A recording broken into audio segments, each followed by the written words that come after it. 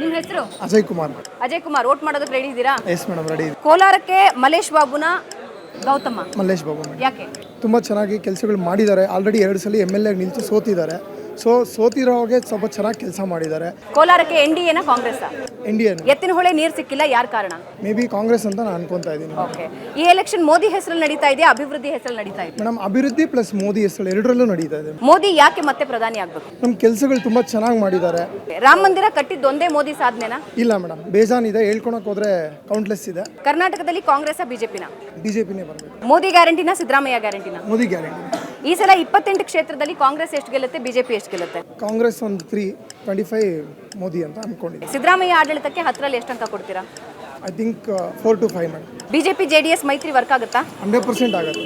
ಬಿಜೆಪಿಯಲ್ಲಿ ಯಾರಿಗೆ ticket miss ಆಗಿದ್ದಕ್ಕೆ ನಿಮ್ಗೆ ಬೇಜಾರಾಗಿದೆ? ಮೇಡಮ್, ಪ್ರತಾಪ್ ಸಿಂಹ ಅವರಿಗೆ. ಈಗಿರೋ ಕ್ಯಾಂಡಿಡೇಟ್ ಅಲ್ಲಿ ಒಬ್ರು ಗೆಲ್ಲಲೇಬೇಕು ಅಂತ ಯಾರ ಬಗ್ಗೆ ಅನ್ಸುತ್ತೆ? ಪ್ರಜ್ವಲ್ ರೇವಣ್ಣ. ವೋಟ್ ಹಾಕೋಕೆ ದುಡ್ಡು ಗಿಫ್ಟ್ ಕೊಡ್ಲೇಬೇಕಾ? ಬೇಕಾಗಿಲ್ಲ. ಜಾತಿ ರಾಜಕಾರಣ ಜೋರಾಗಿ ನಡೆಯುತ್ತೆ? 100% ಇಲ್ಲ, ಅದು ಮಾಡ್ಲೂಬಾರ್ದು. ಜಾತಿ ನೋಡಿ ವೋಟ್ ಹಾಕ್ತಾರ ಜನ, ನಾಯಕನ ನೋಡಿ ವೋಟ್ ಹಾಕ್ತಾರ? ಮೇಡಮ್, 50-50 ಫೋಲ್ಸ್ ಇದೆ. ನಾಯಕರ ಹೆಸರು ಹೇಳ್ತೀನಿ, ಒಂದೊಂದೇ ಪದದಲ್ಲಿ ಉತ್ತರ ಕೊಡಿ. ನರೇಂದ್ರ ಮೋದಿ? ಉತ್ತಮ ಆಡಳಿತಗಾರ. ಸಿದ್ದರಾಮಯ್ಯ? ಅವರು ಉತ್ತಮ ಆಡಳಿತ. DK ಶಿವಕುಮಾರ್?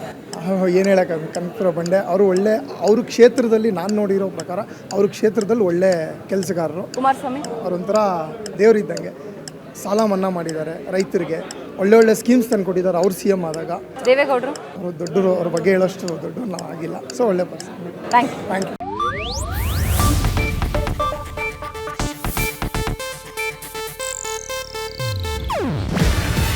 ಇದು ಏಷ್ಯಾನೆಟ್ ನ್ಯೂಸ್ ನೆಟ್ವರ್ಕ್ ಪ್ರಸ್ತುತಿ.